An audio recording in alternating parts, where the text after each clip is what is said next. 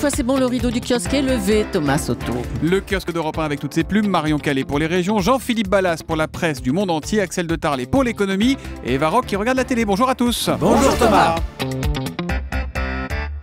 On commence avec vos quotidiens nationaux. C'est un sac jaune photographié dans la vitrine d'un magasin de luxe. On est à Londres. Ce sac doit coûter au moins un SMIC et il fait la une de La Croix. Il prend tout son sens quand on lit le titre imprimé juste au-dessus. Les inégalités ne connaissent pas la crise. Selon un rapport d'Oxfam, les 80 individus les plus riches de la planète possèdent autant que 3,5 milliards de personnes. 80 d'un côté, 3,5 milliards de l'autre. Sinon, en regardant la une de vos journaux ce matin, on se dit qu'il n'y a pas de doute, François Hollande a repris la main. Il fait la une du Figaro, de Métro News. Il se rêve en chef de file de l'unité nationale, écrit l'Humanité.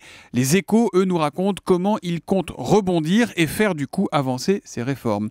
Et puis, chers amis, do you speak English autour de la table? Oh, just a little. Ah bah Ouais. yes, non, quand même. You would like to improve your English and my accent? Vous aimeriez faire des progrès? Let's do it. Eh ben c'est mort, nous apprend aujourd'hui en France. Les cours d'anglais qui représentent 30% des demandes de formation sont désormais exclus du nouveau compte personnel de formation, compte qui est entré en vigueur le 1er janvier.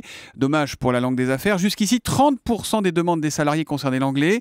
Alors au ministère du Travail, on temporise, on plaide le bug et on promet que tout devrait rentrer dans l'ordre très vite. En attendant, on va donc faire une petite formation accélérée. Attention, where is Brian? Brian In the is in the kitchen. kitchen. C'est pas mal. À la une des régions, Marion Calais, quelles sont ce matin les unes les plus marquantes dans la presse quotidienne régionale? Eh bien, cette information en première page du Progrès, un attentat mis en échec à Lyon. L'affaire date du mois de septembre. Plusieurs personnes, dont 2 frères, sont arrêtées après des conversations qui ont éveillé les soupçons, genre c'est pour mi-septembre, un attentat déjoué de justesse, dit le Progrès. Outrage au symbole national, à la une de Corse Matin, un drapeau tricolore brûlé dans la nuit de dimanche à Ajaccio, un drapeau marocain hissé. Plus souriante, la une de Sud-Ouest sur les bons signaux de l'économie, baisse des cours du pétrole, du gaz et de l'euro, une bouffée d'air inespérée, dit le quotidien girondin, pour l'économie française. L'article qui vous a le plus intrigué ce matin, il est dans Presse Océan avec l'énorme frayeur des élèves d'un lycée agricole. Oui, et si les cours reprennent normalement ce matin, une cellule psychologique a tout de même été mise en place dans ce lycée de Machecoul en Loire-Atlantique où un adolescent a pris hier en otage une vingtaine d'élèves et leurs professeurs. Armé d'un fusil de chasse, il a demandé à voir une de ses connaissances qui ne se trouvait pas dans l'établissement.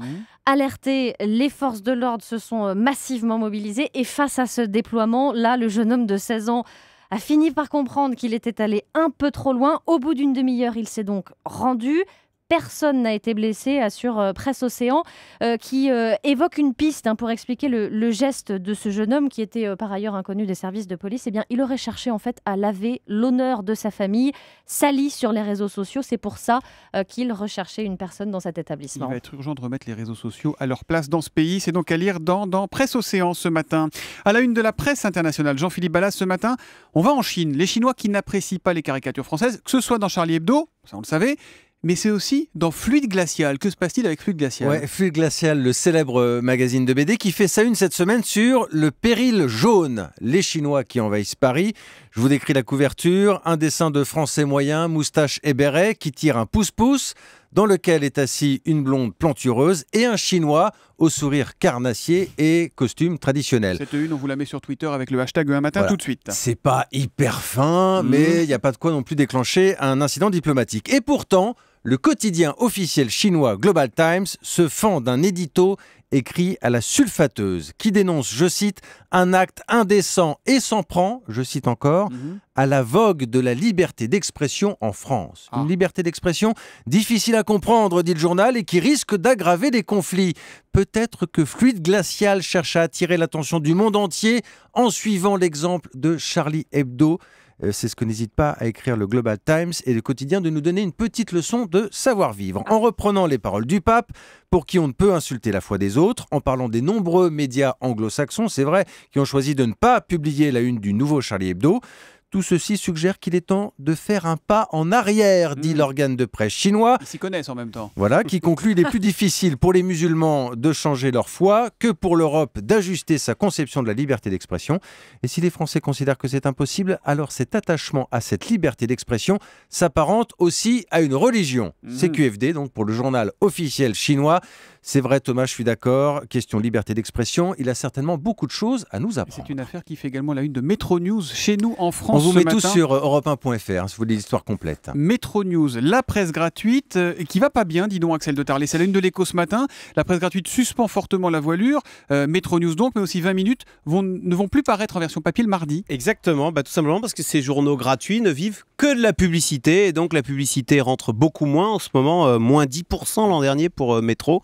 Du coup, effectivement, le mardi, alors ils sortent plus en papier mais ils sortent toujours sur Internet. Voilà, je vous ai là imprimé les deux unes.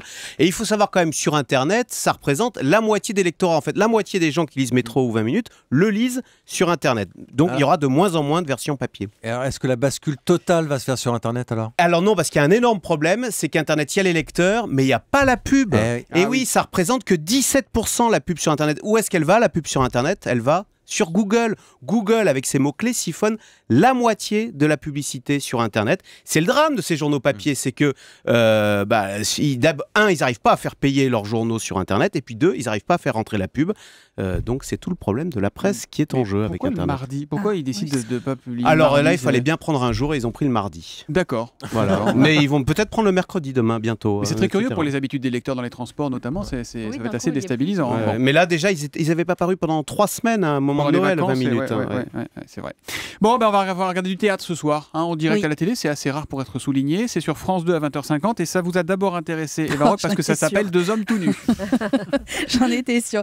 C'est surtout le genre de soirée à vous rendre nostalgique, vous savez, au théâtre ce soir, quand on regardait quand on était petit pour voir les pièces en direct. Alors France 2 renoue avec cette tradition et le fameux vaudeville avec le trio, le mari, la femme et l'amant. Alors à un détail près, parce que Alain Kramer, qui est un célèbre avocat, se retrouve nu dans un lit sans savoir pourquoi, avec à ses côtés son fiscaliste.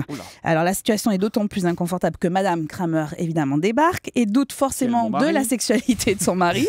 Deux hommes tout nus, ça ressemble à ça. Ne me demandez pas pourquoi je suis tout nu, j'en sais rien. Enfin, tout nu. Mais qu'est-ce que vous foutez à poil? Mais je sais pas, je comprends rien, c'est une histoire de fou. Vous pouvez me dire ce qui se passe? J'en sais rien, on n'y comprend rien. C'est ici les deux hommes tout nus? Non, c'est à côté. Voilà, vous avez sans doute reconnu la voix de François Berléand, d'Isabelle Gélinas. Et l'autre comédien, c'est Sébastien Thierry, qui est également l'auteur de la pièce, et Marie Parouti. Alors là, le texte s'amuse évidemment des clichés homosexuels, mais surtout tente de démontrer que la sexualité, quand même, est un thème plus complexe qu'il n'y paraît. Alors c'est pas toujours très fin, mais c'est une comédie avec un super François Berléand qui est nu, envoyé dans un drap pour cacher son corps. Non, mais on ne le voit pas son corps. Contrairement Vous le connaissez? Oui, mais non. Vas-y, Contrairement à son partenaire de jeu qui lui dévoile entièrement son anatomie. On vous a mis la photo sur le compte Twitter. #matin. Alors la pièce a enthousiasmé François Berléand, extrait d'une interview qu'il a accordée cet été à Europe 1. C'est la pièce la plus drôle que je n'ai jamais lue de ma vie. Et j'en ai lu. Et j'ai joué des Fédos, et j'ai joué énormément de pièces drôles et comiques. Là, c'est la pièce la plus drôle, la plus farfelue que j'ai jamais lue de ma vie, avec des dialogues absolument exceptionnels. Voilà, et il est absolument formidable. Rien que pour François Berléand, vous pouvez regarder. Ça s'appelle donc Deux hommes tout nus. C'est du théâtre en direct à 20h50 ce soir sur France 2, rideau sur le kiosque.